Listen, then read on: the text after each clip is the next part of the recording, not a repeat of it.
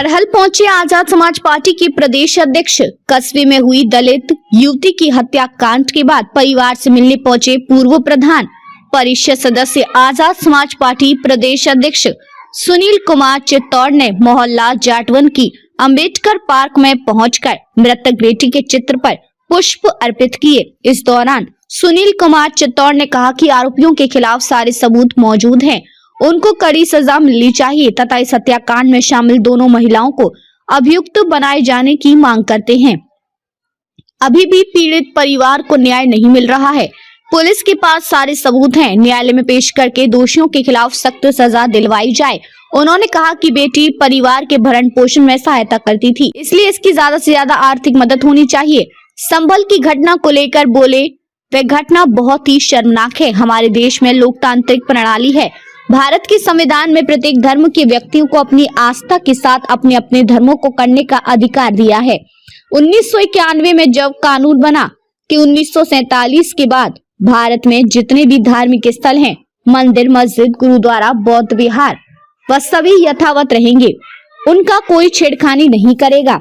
उसके बावजूद भी कुछ लोग कानून का उल्लंघन करते हुए देश में अराजकता का माहौल फैलाना चाहते हैं, हिंदू मुस्लिम का झगड़ा करना चाहते हैं। सरकार का काम है लोगों को सुरक्षा देना, नौकरी देना, लेकिन सरकार इस मामले में पूरी तरह फेल हो चुकी है। भाजपा का काम है झगड़ा करना और हिंदू मुस्लिम को लड़ाना। पूर्व एमएलसी सुनील कुमार चित्तौड़ ने चुनाव आयोग से मांग की है कि जब चुनाव होते हैं तो धर्म के आधार पर वोट मांगे जाते हैं, इस पर रोक क्यों नहीं लगाई जा रही है। उन्होंने कहा कि उपचुनाव में लोकतंत्र की खुली लूट हुई है। आजाद समाज पार्टी से कुंदरकी और मीरापुर से हमारे प्रत्याशी चुनाव लड़ रहे थे, लेकिन वहां पर वोटरों ने वोट नहीं डाल पाए और खुलेआम पुलिस ने वोटरों को दौड़ाया। प्रशासन ने सुबह से ही एक पक्षीय कार्रवाई की। सर, आज आप यहाँ आए हैं करेल में, कैसा दिख रहा है इस घटना को लेकर आप? मैनपुरी जनपद के करेल कस्बे में मोहल्ला जाटवान में शिशुपाल जी की बेटी है दुर्गा, उम्र 23 वर्ष। 18 तारीख को हमेशा की तरह वो अपने घर पे या पार्क के पास बैठी हुई थी, तो एक प्रशांत यादव नाम के लड़के ने उससे बातचीत की कि आप किसको वोट देंगी, किसका प्रचार कर रही हैं। उन्होंने कहा कि हम तो फूल को वोट देंगे।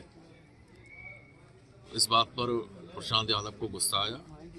उन्होंने कहा कि हम देखते हैं तो दुर्गा है या मर गया है, तो हम ठीक करेंगे। ऐसा आज हम लोग भीम आर्मी के चीफ और आजाद समाज पार्टी के राष्ट्रीय अध्यक्ष नगीना से लोकप्रिय सांसद एडवोकेट भाई चंद्रशेखर जी के निर्देश पर इस घटना से संबंधित पीड़ित परिवार से मिलने के लिए आए।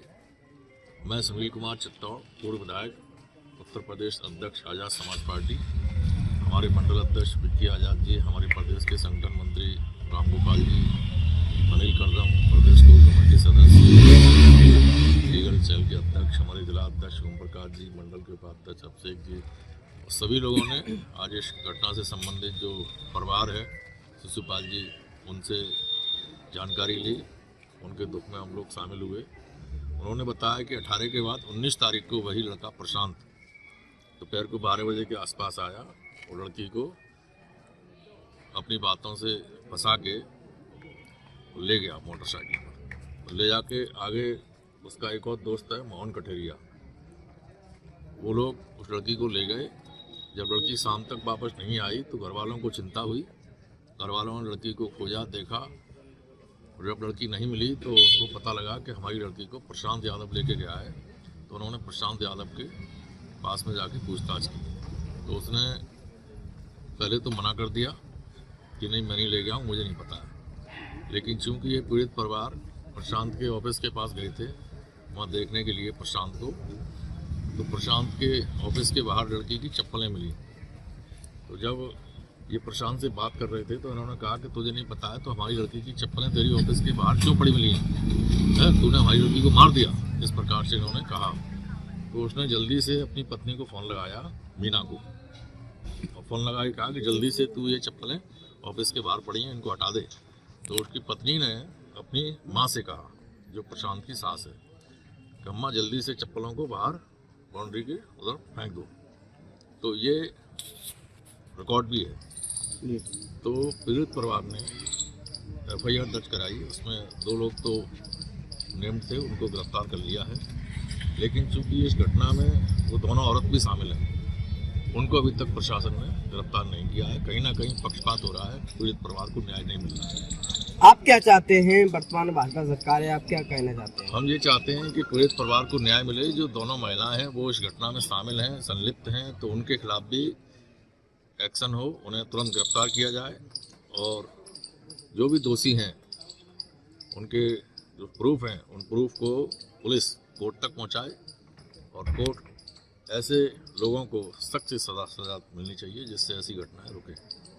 किसी को वोट देने का जो अधिकार है वो स्वतंत्रता है, जहाँ जिसकी मन में इच्छा होती है, जिसको जो लोग पसंद करते हैं वोट देते हैं। लेकिन इस प्रकार से सामंतवादी मानसिकता के लोग जबरदस्ती अपने पक्ष में वोट कराने के लिए हत्याएं करेंगे तो ये खुली गुंडई है।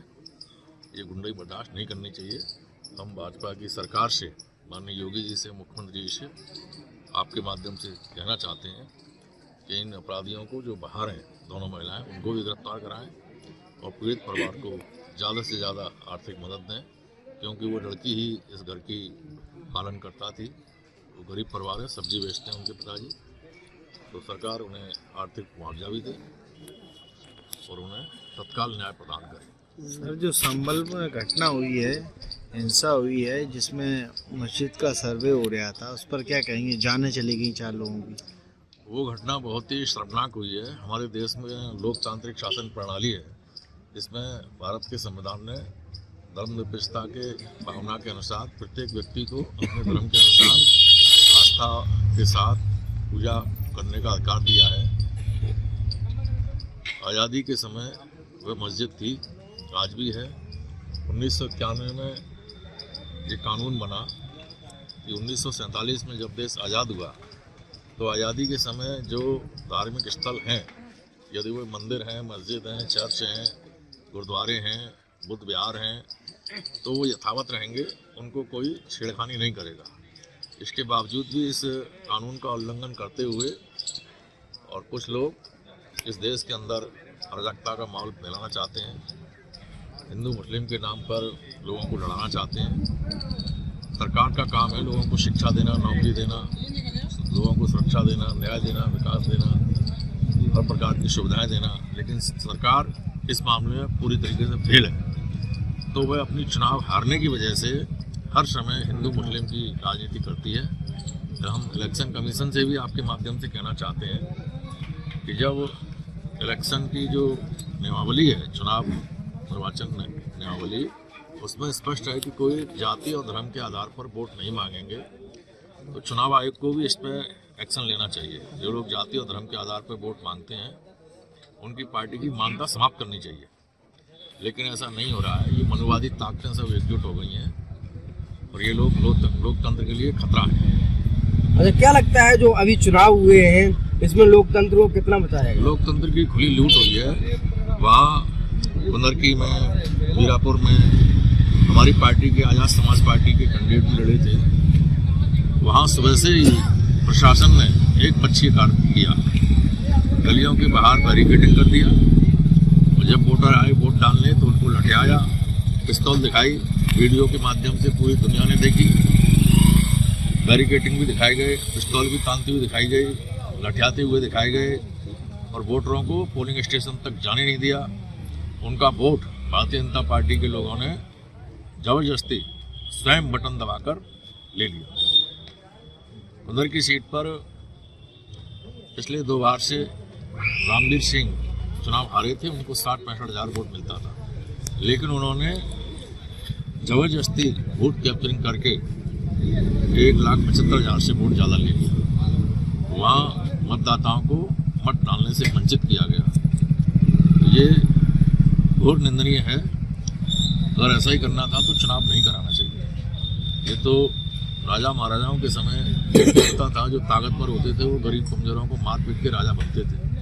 तो वही स्थिति अब धीमे धीमे इस देश के अंदर पैदा हो रही है भारतीय जनता पार्टी के द्वारा, जिसकी हम कड़े शब्दों में निंदा करते हैं और आम जनता इस चीज़ को देख रही है और लंबे समय तक ये चीज़ें कोई बर्दाश्त नहीं करता। अच्छा, आपकी पार्टी तो इस लाठीचार्ज में, इस पिस्तौल दिखाने में, बैरिकेडिंग करने में, तमाम बाधाओं को दूर करते हुए कुछ हमारे दिलेर समर्पित कार्यकर्ता पोलिंग तक पहुंचे तो वही वोट हमें मिल पाया। अगर ये सब चीज़ें नहीं होती तो हम वो दोनों सीटें आज़ाद समाज पार्टी जीत के जाती। Thank you.